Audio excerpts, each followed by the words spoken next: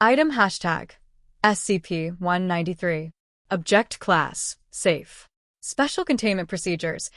SCP-193-01 is to be contained in Biosite 42 Biohazard Locker 532-F at all times except during approved experiments. Every 24 hours, all instances of SCP-193-02 are to be removed from SCP-193-01 and incinerated except on feeding days. Once each week, one instance of SCP-193-02 shall be provided with 30 cubic centimeters of human mucus and left in containment with SCP-193-01.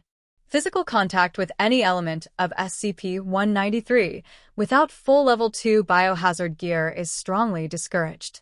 Personnel believed to be suffering from exposure to SCP-193-03 shall report to a supervisor for immediate medical examination and assistance.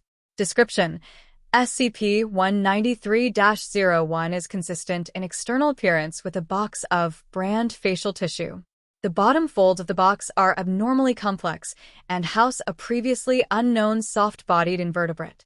The creature's genetics suggest that it is a member of phylum Mollusca, but do not match any more specific known taxonomic classification.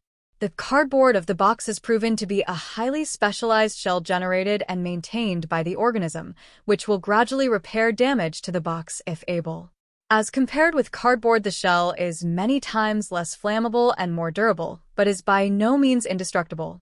SCP-193-01 continuously sheds thin segments of its body. Instances of SCP-193-02 at a rate of roughly 1 up to 5 segments per 24 hours depending on available nutrients and remaining space inside the shell. Instances of SCP-193-02 are gradually forced into the main cavity of the shell, where they dry almost instantly. Much as the shell of SCP-193-01 resembles a cardboard box, instances of SCP-193-02 resemble common facial tissue in appearance and texture. However, both the shell and the segments are composed of chitin, fibroin, and other proteins common in mollusks, as opposed to the expected paper products. How SCP-193-01 produces sufficient matter to maintain the shell and continuously generate SCP-193-02 is presently unknown. See Addendum 193-1. When SCP-193-02 is brought into contact with the mucous membranes of any mammalian subject, the segment releases 3 to 5 grams of an, as of yet, unidentified odorless, colorless gas, SCP-193-03. If inhaled, SCP-193-03 will permeate the sinus tissue and increase mucus production by 500 to 800%. In humans, the increased mucus production unsurprisingly results in the need for additional facial tissue, typically leading to further exposure to SCP-193-02 and -03 and further mucus production. Repeated exposure to SCP-193-03 can, in roughly 70% of cases, lead to permanent dysfunction of a subject's mucus production. The resulting symptoms vary, but include a variety of respiratory issues, prolonged pneumonia, and, in extreme cases, suffocation. In roughly 10% of cases of repeated exposure, the opposite effect is observed. Damage to the mucus glands is so severe that the subject is left incapable of mucus production. Such subjects are especially vulnerable to inflammatory respiratory diseases, infection, and damage to the lungs due to inhalation of particulate matter. No explanation has yet been discovered for the unusual adaptations exhibited in SCP-193. Research is ongoing.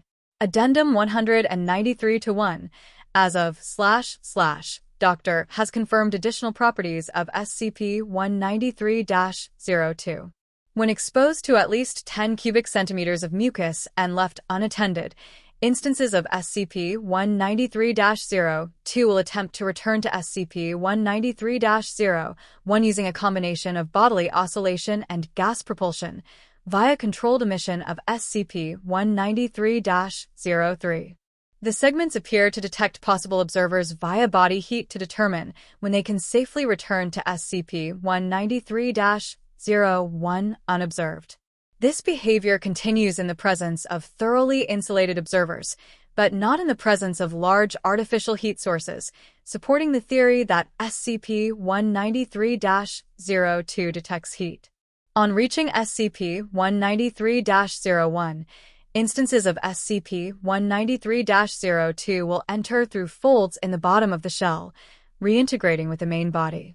These behaviors, combined with the previously cataloged adaptations, are believed to be the hunting and feeding method of SCP-193.